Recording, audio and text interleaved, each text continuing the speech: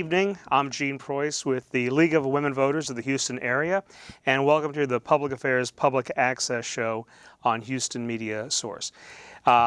Tonight, we are going to be talking about something that is very important to the community, very important to voters, although it's something we don't normally think about. We're going to be talking to several members of Houston area law enforcement and asking them questions about community safety, public concern, and other issues that affect us on a day-to-day basis. A lot of times people get their ideas about police work like I do, from police shows, watch procedurals, Law and Order, 21 years. I remember a show called Adam 12 when I was a little kid. And the ideas about police work that we get from shows, that is Hollywood, and I'm not sure how much of it's reality. There's a new show on that one of our students tells me about called, what is it, Live PD or Live PD? PD, Live yeah. PD. And so I'm saying that a lot of students get and a lot of people get their information from there about how police work works. So we're going to find out about that, and we're also going to talk about some issues facing the Houston area and law enforcement in a variety of levels. With me tonight, let me introduce our special guests. On my left, we have Houston Police Department Executive Assistant Chief Troy Fenner. We also have Chief Paul Cordova from Houston Independent School District, and from University of Houston Downtown, Lieutenant Frederick Varela, who is their Public Community Relations Officer. Yes, sir. And that's a new position at UH Downtown. But I mean, in many cases, a lot of what police do is community relations. We'll talk about that. And with me today, our special guest, Ali Reyes. She's a UHD honors student, and this is her first time on the show, so welcome. Thank you. So, to get things started, we're going to talk about police work in Houston, and let's talk a little bit about each of who you are, because a lot of times people may not know. So we'll start over here with Chief Cordova. Tell us a little bit about yourself. Well, I'm a native Houstonian. I grew up here on the north side of Houston, went all the way through 12th grade HISD schools and graduated from Sam Houston and went to school at Sam Houston State. And I'm in my 37th year of law enforcement. I've worked for 3 agencies. I did retire from the Harris County Sheriff's Office after 32 years and also worked for Rice University Police Department prior to coming to HISD 2 years ago. And I'm the chief of police, been there a couple of years. Okay, well, welcome. Lieutenant Varela. Well, I'm a native New Yorker, but I got here as quickly as I could. Go Texans. Did all my schooling in New York, a lot of private schooling. Attended John Jay College of Criminal Justice for a year or so. Then my parents moved us here to Houston after my dad retired. Attended TSU, U of H, downtown. And in between those, around that time also was a member of the United States Coast Guard for about 9 years. Right after that, because it was Marine law enforcement related, I made a switch and kind of segued into police work, at U of H downtown. And been there for 27 years now. It's been great. Chief? All right. Born and raised here in Houston, very proudly. Born in 5th Ward, raised in Hiram Clark, graduated from Madison High School, undergrad work at Sam Houston State University, and a master's degree at the University of Houston, Clear Lake. November will complete 30 years for service with the Houston Police Department. It's the only agency I've worked for, and it's been extremely enjoyable. All the way up from an officer to my current position. Just really, really proud of our city, proud of our agency, and proud of the partnerships that we have with the other agencies here. So let me ask you a question. All of you have had several decades of police experience, police work. What made you want to be a police officer? Well, I come from a family of 6 kids in a very small home. Okay, it was 3 of us to a bedroom, and we couldn't use mom and dad's bathroom, so I needed a job. But seriously, I was I was really good at math when I came out, and I went to school, and I thought I would take something in finance or accounting, but I was just so bored. And I think in my second year, I took a criminal justice course, and it really piqued my interest. I didn't know police officers. I'm a first generation police officer in my family, but it really piqued my interest. And I always had a burning desire to help people. And when I found out, really that's what police work was. So I took an interest and just started taking the criminal justice classes and finished up in Sam Houston. And a few months after I graduated, I was in the academy with Houston PD. Lieutenant? Well, growing up in New York City in the Lower East Side, we grew up in the projects. And, you know, the only time the police would show up is when something bad was going on. But there was this one officer, he was a solo motorcycle officer, and he would actually stop and play stickball with us. You know, a white police officer in the middle of all these, you know, minority children in a bad part of town, and it left we looked at him like, wow, this guy, you know, he doesn't fear us. He's one of us. Yes. So he left such an impression on me. I said, that's what I wanted to be. Mm-hmm. And not only do I want to be like him, but when I grow up, I want to be the kind of police officer that he is. Good. Chief Cordova? Well, I've always been interested in some type of public service.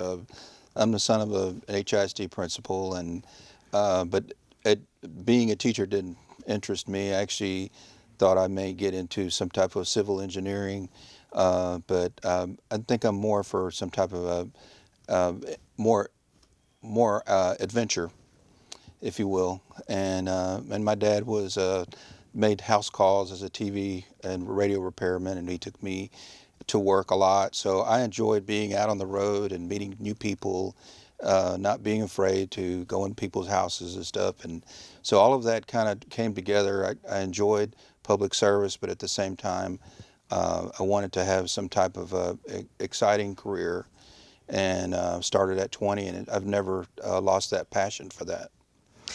Well, I think that is a tremendous collection of stories about how you got interested in it. I asked this because I was telling Lieutenant Varela that the other day that when I was a kid, I wanted to be a police officer. I didn't go that way. But, you know, most of the time people have experience, and we were just talking about this, most of the time people have experience with the police officers. It's either one of two things. You need them or you're in trouble. Right? It's these kind of two, and so a lot of times I think in the community we have some misunderstandings about police officers, police work, and our interactions with them. A few years ago, State Senator John Whitmire, the Dean of the Senate, had talked about introducing legislation to teach students about how to interact with police officers. And this was kind of in response to some of the concerns that community activists and other people have about police officers and bad interactions with them. State Representative Thompson, Symphronia Thompson here, introduced a bill to prevent police from arresting people for fine-only crimes. And so again, it's this idea that maybe people don't know how to deal with police officers when we encounter them. Again, it's either a situation where we're in danger, we're in trouble, and so we need them, but other times we don't seem to like them, right? We complain about police officers overreaching or exceeding their authority. So what is the job of a police officer as you see it? Well, it's to make your community safe and make your community better, building relationships. And generally, we talk about community service and community-oriented policing. What does all that mean? It means, like Chief Officer Baylor always says, relational policing. Every contact is an opportunity to build a positive relationship. But we understand that police work, too, has the other aspect of it, of enforcement. And sometimes when you're enforcing the law and you're arresting someone when they're doing bad, sometimes it does not look good. And people have to understand that. But what I would like police officers to do and the general public, you know, if we just listen to one another, communicate a little bit better, we try to always get our officers to slow down. A lot of time is on your side. Don't rush. Just talk to a person and be respectful. Treat people the way that you know you want to be treated and the way that they want to be treated. And sometimes just by that, it diffuses things. And we know that there's a lot of perceptions out there. And there's perception and there's reality, okay? But guess what a person's perception is? It's their reality. So it's just trying to talk to people, slow down, and get them to understand what we're doing, what we're trying to do, and how we can get out of this situation and get them home safely, and the officer can get home safely. Chief Cordova, let me ask you a question, and this is for Lieutenant Varela too. Your role seems a little bit different. You, at HISD, the majority of the people you're dealing with are students. Mm-hmm. How many students are enrolled in HISD schools? About 209,000. And that's in what, 248 schools? 284 schools. 284 schools. Okay, so that's the predominant group that you have to deal with. What is policing like as a officer in a public school system?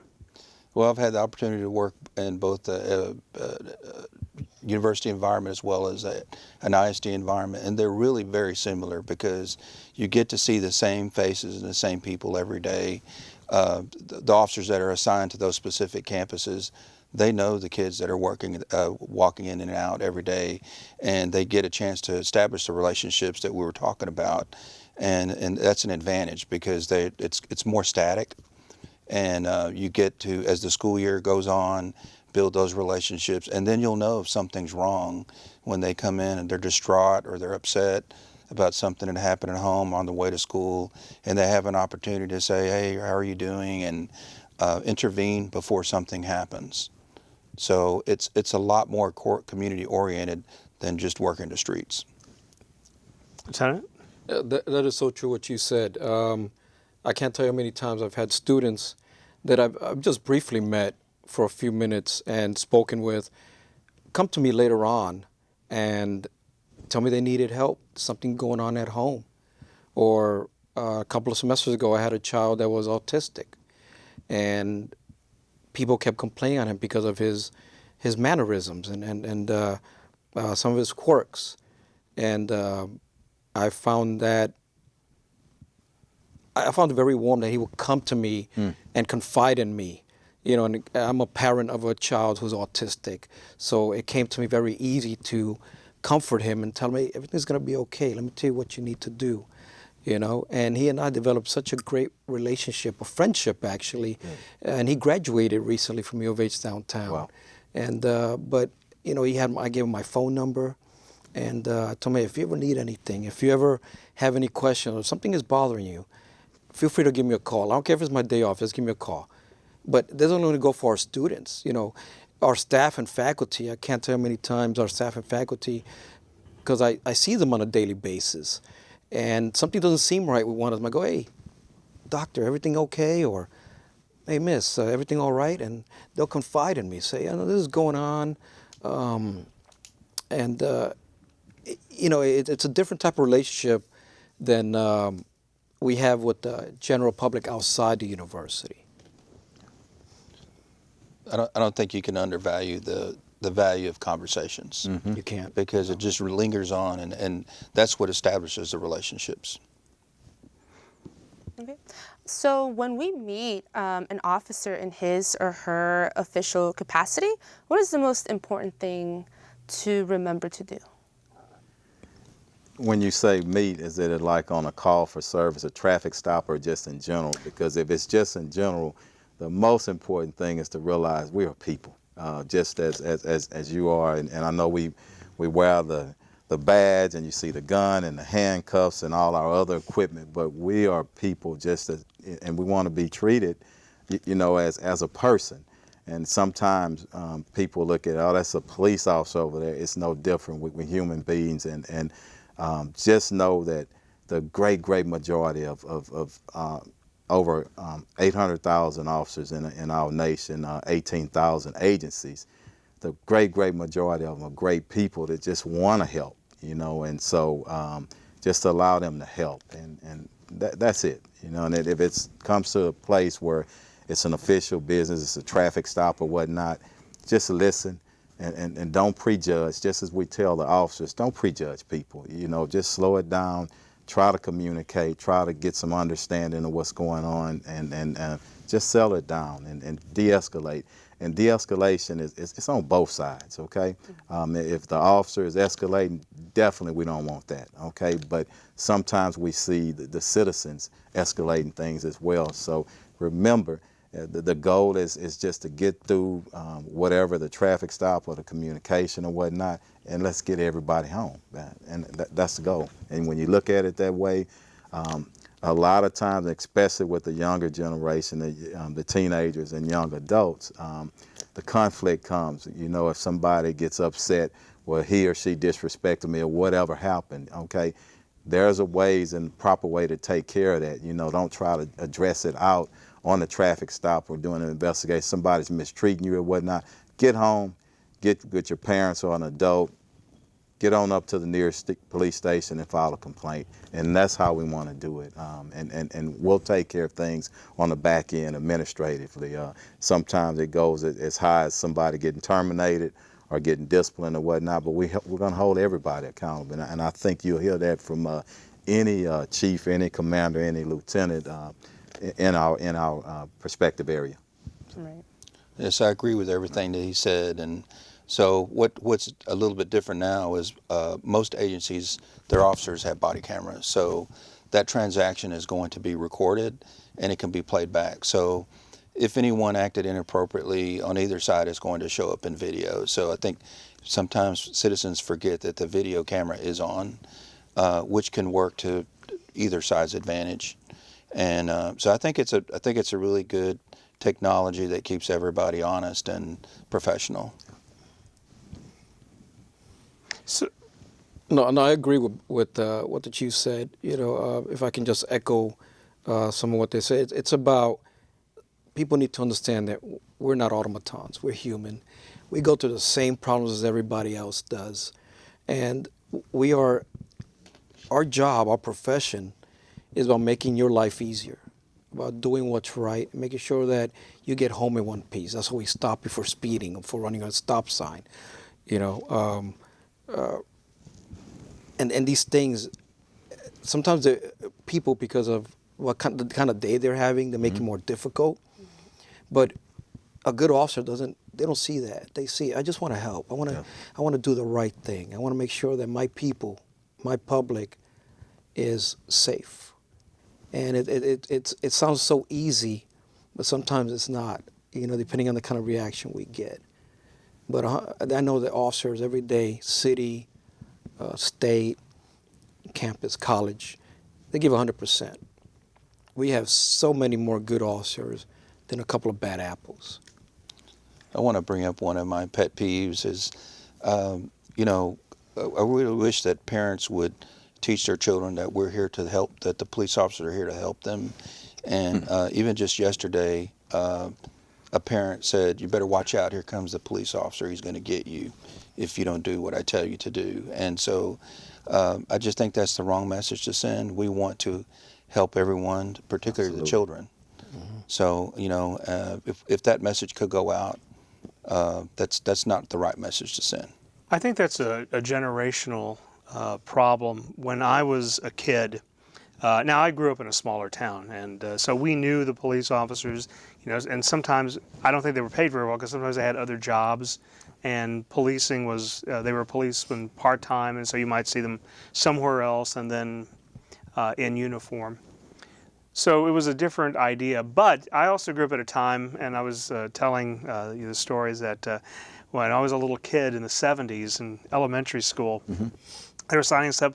The teacher, my mom was taking me through the registration thing, and teacher says, "Oh, here, sign this paper." And well, what is it?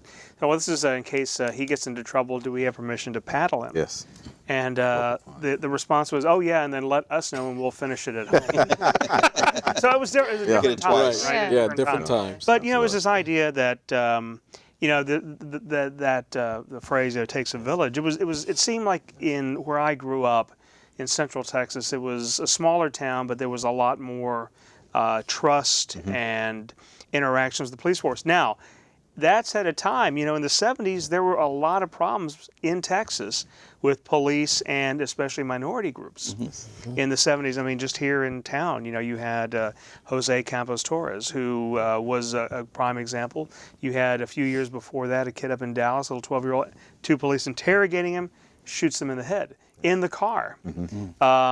And then, you get these stories, and so people have some very negative impressions of police. And I think one of the things that you had said, it's about communication, and it's about building that relationship. How do we go back to this idea of we're working together and get trust back in the police? Well, first of all, and you brought up, and I'm glad you did, because I always do if I'm meeting a group, and especially children or a community of color.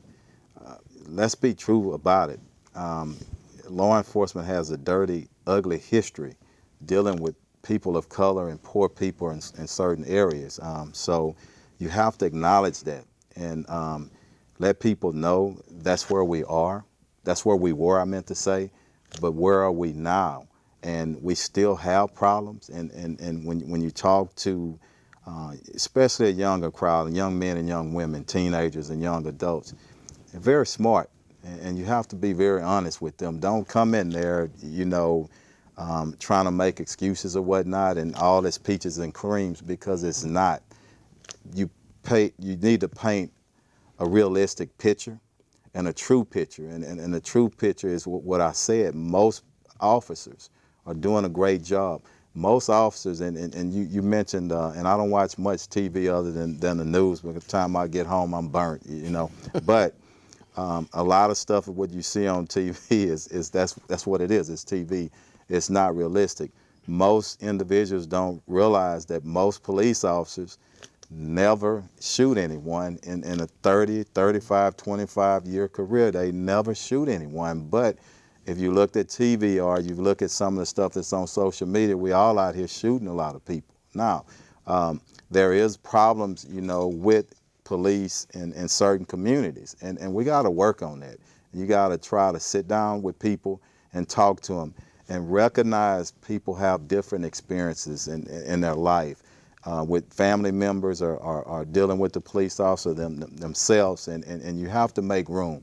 You have to let a person know, look, what you think and your perception and what you believe, it's important, okay? Your reality is your reality. Your perceptions are your perceptions, mine are mine, but let's sit down and have some honest, frank conversation and try to get to a point where we can build some bridges, and that's what it's about to me.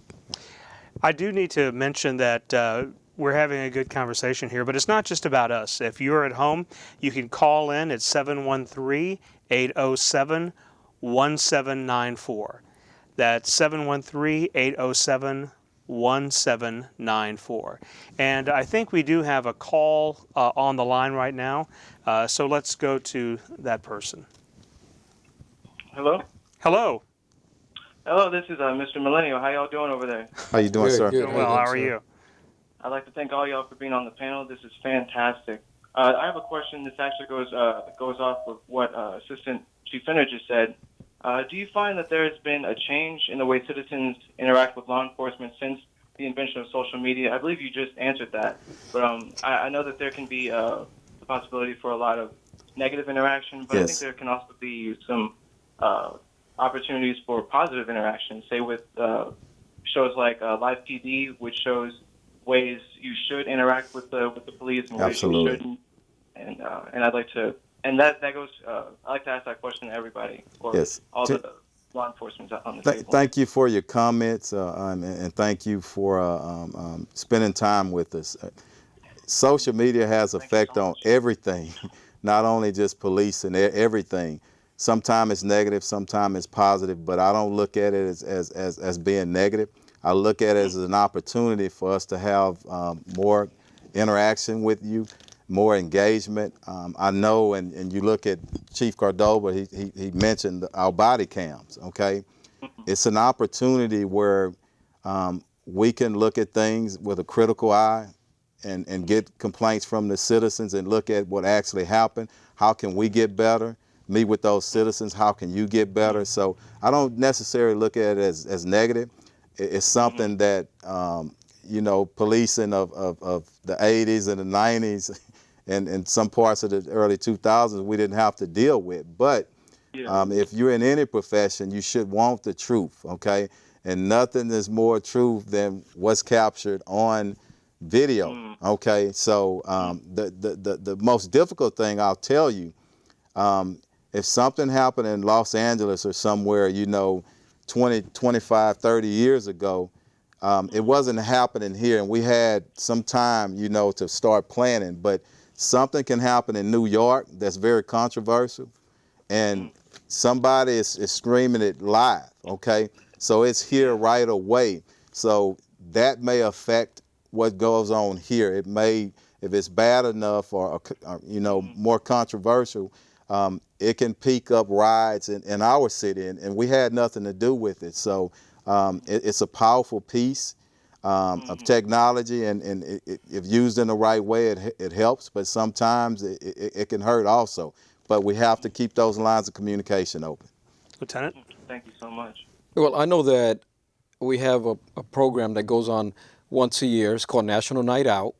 And I know that HPD is heavily involved in that, and so is HSD, and so is University of Houston Downtown. I'm the one planning it again for, we had it last year, our first one. We're having our second annual on October 1st. And it's a way for us to give back to the community. And like Executive Chief Finner said, we have to build bridges. We have to let our community, our neighbors know that, hey, we're not your enemies. We're exactly what we are. We're neighbors. We're friends. And we're here for you. And I'm very blessed to work for the University of Houston Downtown because we also have a lot of events and projects on campus. Like we have the Director of Equity and Diversity, Dr. John Hudson, who puts on something on the campus called Pizza with Police. And he invites all the students to sit down on a table very much like this with our officers. Even our Chief Benford, he'll come down and he'll sit with us. And then we let them ask any question, personal, it doesn't matter. And we try our best to answer these questions. We've had many young black males say, you know, when I sat down, I didn't like cops very much, but you know, now you've changed my mind. You guys are pretty cool. So building those bridges. I think we need to embrace social media because it's a great tool for community outreach, and it's a way to advertise. Hey, we have an event coming on. Please come out and meet with us. And National Night Out, or some safety talk, or we're going to have a CPA class. I just think it's a really great real-time way to communicate. Absolutely. And with piggybacking on some of the other things that were said, I think today's officer is more trained and more educated than he's ever been, or she's ever been. They're more knowledgeable. They're more passionate about their job. And I know there are some bad apples out there, but by and large, the greater majority wants to do a good job. I think that's a very important point. I mean, maybe in few other professions, it's the few bad apples that really reflect bad on everybody, right? You all pay the price for bad actors behind the badge. Right. So you were telling me about a code of ethics that every police officer has to promise to uphold. Can you talk a little bit about that? Pretty much it comes down to keeping your personal life unsullied. And we have some officers that have a problem with that, you know, and it causes so many problems. Again, it causes a ripple. One bad apple does something, and it's felt from coast to coast, and social media gets a hold of it, and it just makes it worse and worse. Again, we have so many great officers out there. I have so many good friends in HPD and that work for HISD and Katie. And when I see, and we talk, police officers, we talk, not just among the ones in our department, we talk with different departments. And it's disappointing to us when we see a bad officer. We don't want them around as much as the public doesn't want them around. I don't want the public to think that we try to cover up for these guys. We don't. We don't. Like a cancer, they need to be cut out. We don't have room for people like this. Okay, you make us look bad. You need to go away. But we see on TV this, what do they call it, the thin blue line, that know, if one officer does something, well, they're all going to back him up. They're all going to back her up, and it's going to get swept into the rug. And I see this on social media, but it seems like you guys are saying something different. That's Hollywood again. It's people talk in terms of police culture, and when you talk in terms of police culture, what are you saying? And let me use my agency. We're an agency of almost 5,200 sworn police officers and another 1,000 of our support, our great civilian employees. So you have all kind of different subgroups within that police department. So you hear people say, oh, all those police officers, they're going to think alike and they're going to talk alike and all. That's just not true. But I wanted to just go back just a little bit because this is so important. As police officers, we know what we can go, an agency can go 20 years with no major incident, and one officer just messes it up for everybody, does something so egregious and so stupid that it messes up everything nationwide. So it is very important, incumbent upon us as police officers, as a profession, to make sure that we're policing ourselves and also those men and women around us with badges. It's terribly important that police administrators set the standards, set high standards, and hold people accountable. A lot of times when you have agencies that have systemic issues, racism or corruption or whatnot, you're gonna find that they had leaders that didn't hold people accountable, that turned their heads when certain things were going on. So it's really incumbent on us to police ourselves. And the public doesn't look at the patch. Yep. They see all of us, one big group, and they judge us as one large group. I'll tell you one other little known fact is in a lot of agencies, if not the majority, but a large number of IED complaints, internal affairs complaints, come from other officers because they notice something that was done unprofessionally, it doesn't meet the code of ethics, and they complain on one another. Not that they hate the other person, but they bring it to the supervisor's attention. Something's wrong. The bar needs to be raised on that employee. I know at least 75%, it may be 77%. I checked the exact number of all our IED complaints are driven from within officers reporting and misconduct or other administrative wrongdoing. So, right. One of the biggest topics there is in ethics is racism. So what do you guys have to say about the police who are fired for saying a racist statement in social media? I think there were some people in Dallas that this happened to. Well, are you talking about Philadelphia as well? Right. I forgot the group that went out and looked at, but it was what the lieutenant was saying. You are a police officer 24/7, okay? And a lot of those people thought that, you know what, I'm off duty, I have my First Amendment rights. You do. But you don't have a First Amendment right to be a police officer and employed with a major organization or a smaller organization. So you have to watch what you say and watch what's in your heart and try to, and we'll go a little deeper right now to the spirit. If you cleanse your heart and you try to work with people and you try to understand, and it's very simple, just love people, okay? When you're doing that, that won't be something that's going to be spilling out of your mouth, okay? But if you're a person that show up and you put on your uniform and you put on a face and then you go home or you get with your group of friends and you put on another racist face or whatever that is, you prejudge it, it's going to come out. And there's absolutely no place for that because we have to serve everybody. This is one of the most powerful jobs based upon just the mere authority we have to arrest, use deadly force.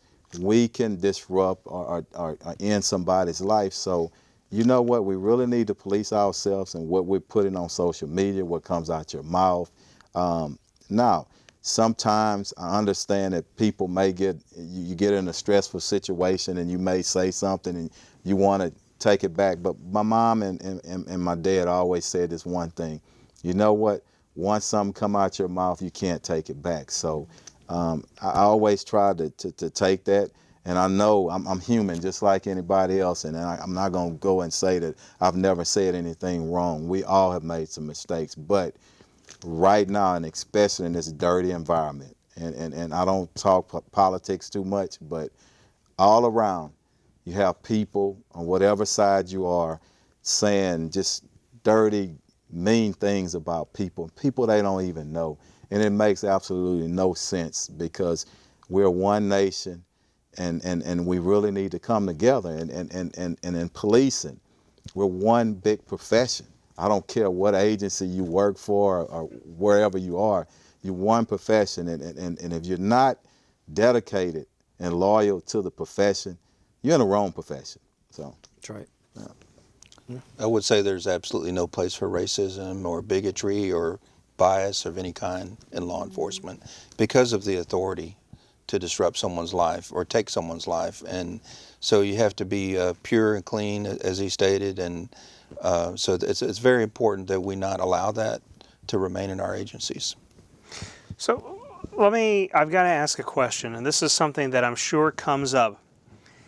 Well, we know the executive chief here, HPD, they have the right to, or they have the job to arrest and stop people because they're real policemen. But you guys are in school. Are you real policemen? Under the Texas Code of Criminal Procedures, Section 212, subsection 8, we're real police officers. Wherever the University of Houston system rents, owns, or leases property, we have jurisdiction in that county. So yes, we have the same arrest powers. We get the license from Austin like everybody else. Yes, sir. Very true. The exact same code that he's to 212, the CCP, gives us authority to be Texas police officers. We have the right to arrest, make traffic stops, run warrants, conduct criminal investigations, all of the above. I can't go into school property and say, oh, well, those aren't real policemen, so I can do whatever the hell I want, right? That might be a mistake. You have freedom of speech, though. You really do. Yeah. Well, but I mean, I'm sure you get that, right? We do. We get that every now and then. And as long as they don't cause alarm or start yelling obscenities and start causing people to get upset, they can do what they want, you know. But again, you know, we have to stay civil. Do you ever have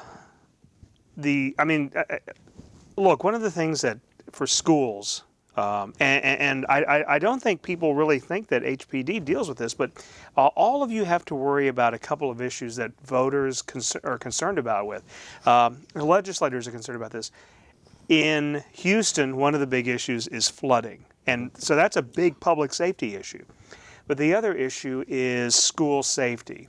And we don't have to look very far to see instances where our people in schools, our children, our students, our young people, may be in harm's way. We have an ongoing instance not too far away from us where something tragic has happened in the past couple of years. What are you doing? What issues are you facing in trying to be proactive and deal with those problems? So we make sure that our officers are properly equipped. We make sure that they have regular training in that particular aspect. and we do education with the staff and faculty and even the students on what to do in a case of emergency. Just had a conversation today with the architect and construction manager at HISD about how to better, construct these schools so that they're more fortified, but not.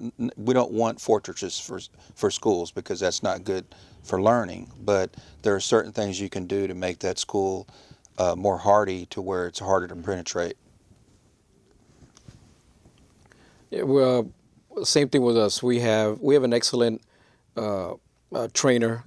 My name is Sergeant Trinity Delafonte. He's an alert trainer, and every few months he takes us through the steps of how to deal with with an active shooter, an active killer.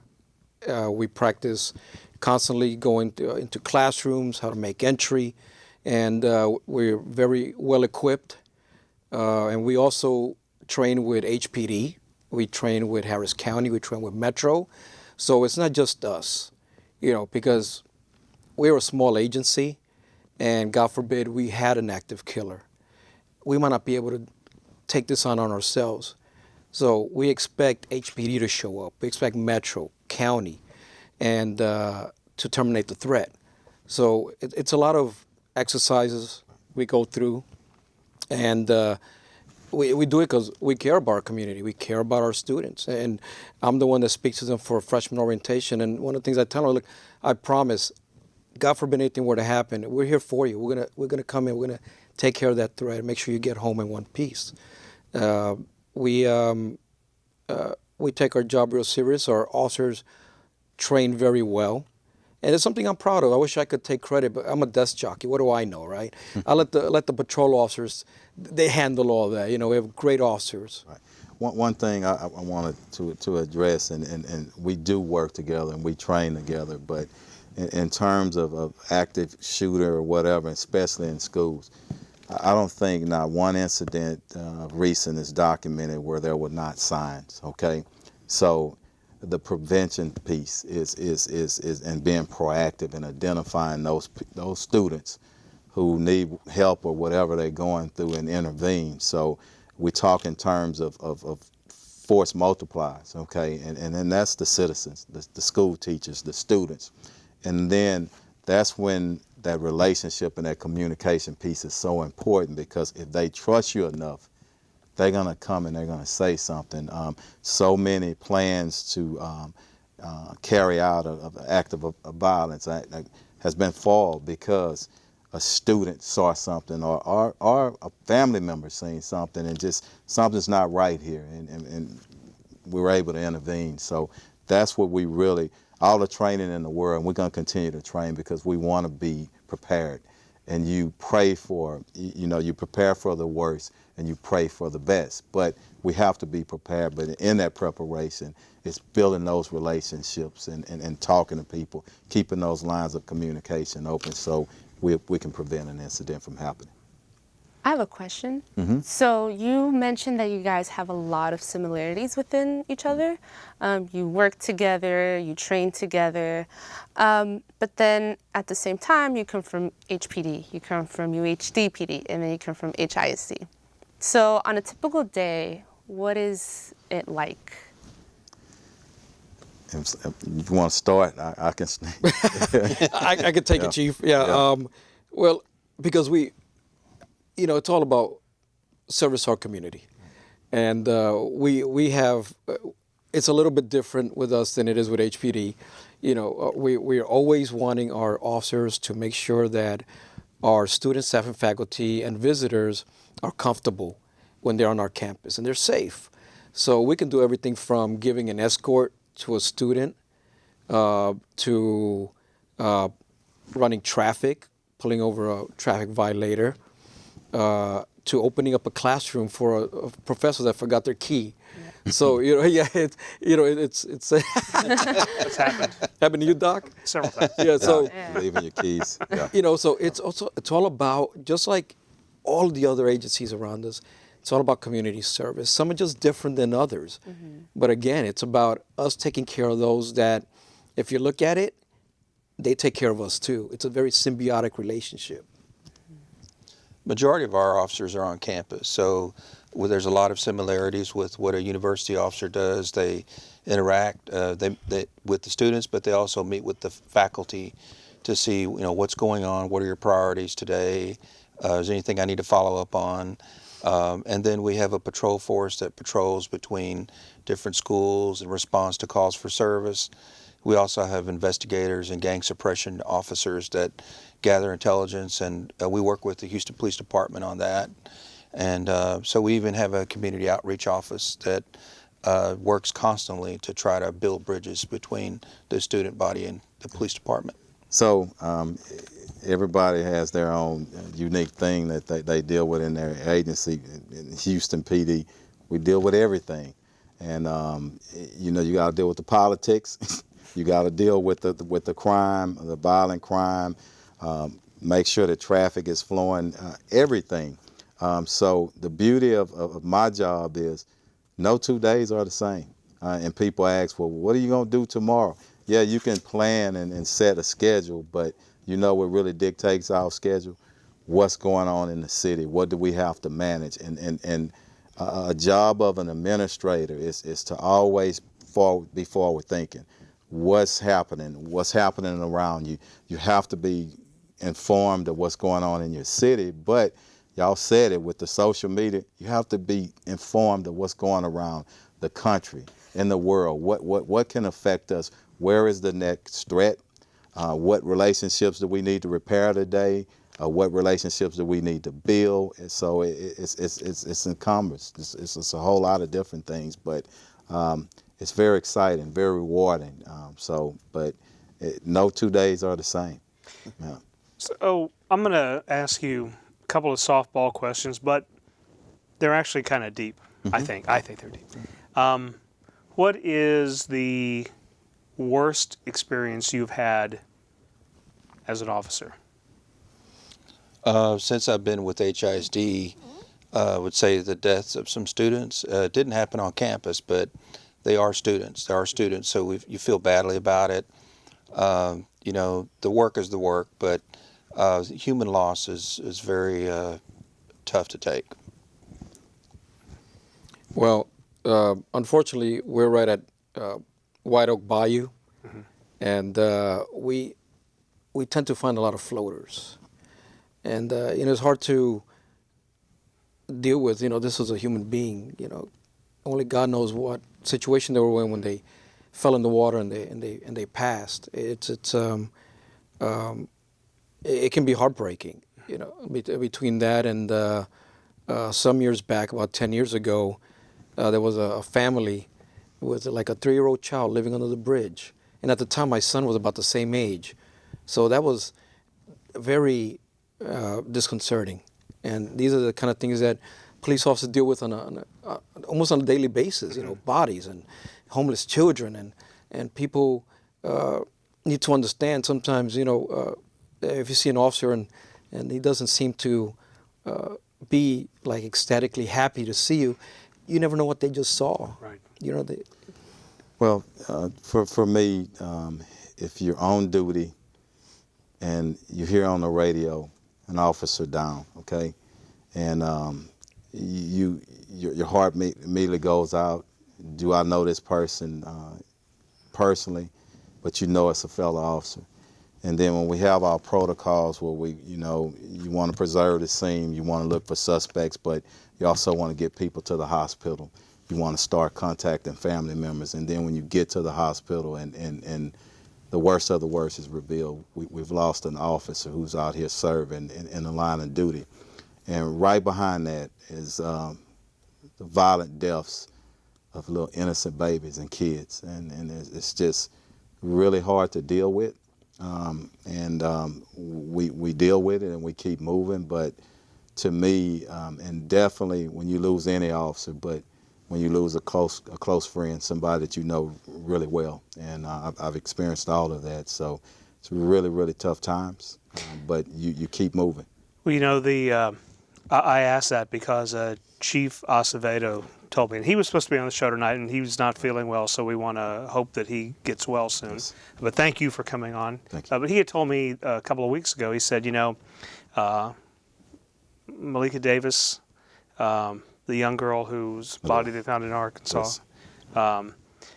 Two things. One, it just came out a couple of days ago. The sheriff up there has said that they were going to name the memorial bridge in her office. Right, yes. And I thought that was Really cool. That was Very- really nice. very I mean, what a sweet. thoughtful, Yes. thoughtful. But Right. Chief Acevedo said, he said, I've got her picture on his mirror. Yes. So it's the first He thing he does. saw every night before he went to bed, and it's the first thing he saw every morning when he got up. Yeah. And that, I was really touched by that, that of all the things and of all the many crimes that he sees, that had an impact on him. And I know, the latest arrest of one thing, the Josue Flores case, Yes. that also meant a lot to him too. So I think that, so my question then, and here's the rejoinder to that last question is, why do you keep doing it? You put in 30 years.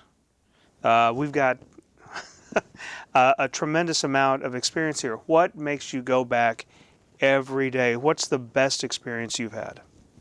The best experiences, and it's been a number of them, okay? And over almost 30 years, I can't just look at to one, but when you find an individual at his or her lowest point in life, whatever they've done, whatever they're going through, and you extend a strong hand of help to them, and you're able to pull them out of that very dark place, to me, it's nothing better than that. And then the same as when you find a group of people or an individual in a position or in a location, and it's not because of what they've done, it's just circumstances, and you assist them and you help them. Great feeling. If it's fighting crime or whatever it is, it's just a great feeling.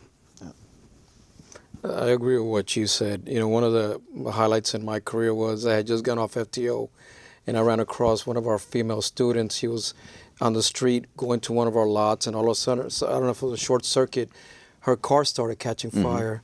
So I turn on my lights, I go up there, and the young lady has suffered from polio, so she had one leg in a brace, so she was having trouble getting out the car.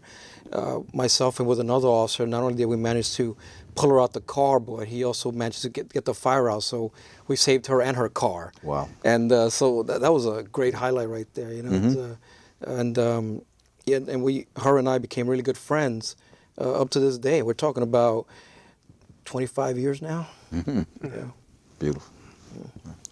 I think any police officer, peace officer that's been in the profession for any length of time is called. I don't believe it's just a job. There's a Bible verse that I like to quote to myself. I think it's in the book of Isaiah that says, who will go for us and who shall we send? Mm-hmm. And the reply was, here I am, Lord, send me. And so I feel called to the profession. But as far as what brightens up my day in my current profession, nothing brightens up my day more than a young person walking up and shaking my hand and say, thank you for protecting me. And I think that's our mission, is protecting the public, and particularly our most precious resources. Yeah. That's very well said. Gentlemen, we're running out of time here, and I want to mention something that Lieutenant Varela had talked about earlier, and that's National Night Out. That's coming in October the 1st? October 1st, yes, in Texas. And so all departments do something related to that? Everybody, and it's an opportunity for us to get to know communities, and meet new people. But it's the most important thing is, to me, is for neighbors to come out and meet your neighbors. When we talk in terms of force multipliers, it's about whatever neighborhood or whatever complex you live in or you reside in, get to know each other and be a village that looks out for one another and protects one another. Right. So that's to me, that's what it's about. Well said, Chief. Well, I want to thank you so much for your time. And once again, let me go around who we have here. Thank HPD Executive Assistant Chief Troy Fenner My for pleasure. being on the show tonight. UH Downtown Lieutenant Frederick Varela for being on as well. Honor, thank you. And HISD Chief Paul Cordova. Thank you so much for all of your insights. For the League of Women Voters, I'm Gene Preuss. A couple of things I want to remind you about before we go off. First of all, Allie Reyes for sitting in tonight. We want to welcome her, and she's going to be helping out with the program, so thank you. And Thank you. asked some very good questions. Archie Gale, who is also one of our students who helps out.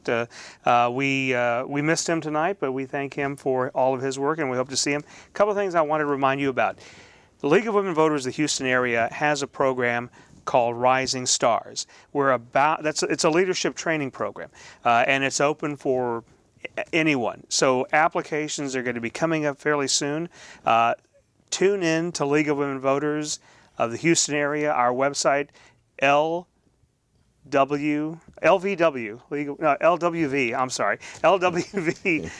Houston is, you go to that, you go to the website, and you can find out more information about that. We'll be posting the application information very soon.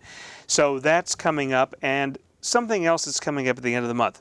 And we've talked about some major highlights and important dates that have come up over the past couple of shows. One day that's coming up is the end of this month. It is August 26th. It's Women's Equality Day. It's a nationwide celebration of women's equality. So we are at the 100th anniversary of the 19th Amendment. And the League of Women Voters was very instrumental in pushing that. Carrie Chapman Catt, president, the founder of the League of Women Voters, was an ardent suffragist. And think about all the effort that those women put in, because that was not just something that was decided overnight. No. It was decided over many years, and there were a lot of fights and struggles internationally. The League of Women Voters started off in the 1820s and 30s as an abolitionist organization. And then they went to London to be part of a symposium. I said, oh, no women are allowed. So when they came back to the United States, they said, we need to form an organization to get women treated equally and get them to right to vote. Thank you so for that's that what free history lesson. Thank you. Well, that's what I did. Yes, You didn't have to yes. pay for that. Yes, sir. We'll have more information about that. So tune in to our webpage for more information. We'll keep you up to date. Thank you all for being here, for joining us. Pleasure, For the sir. League of Women Voters, I'm Gene Preuss, and thank you to Houston Media Source and their Public Affairs Public Access program. We'll see you next month. Thank you.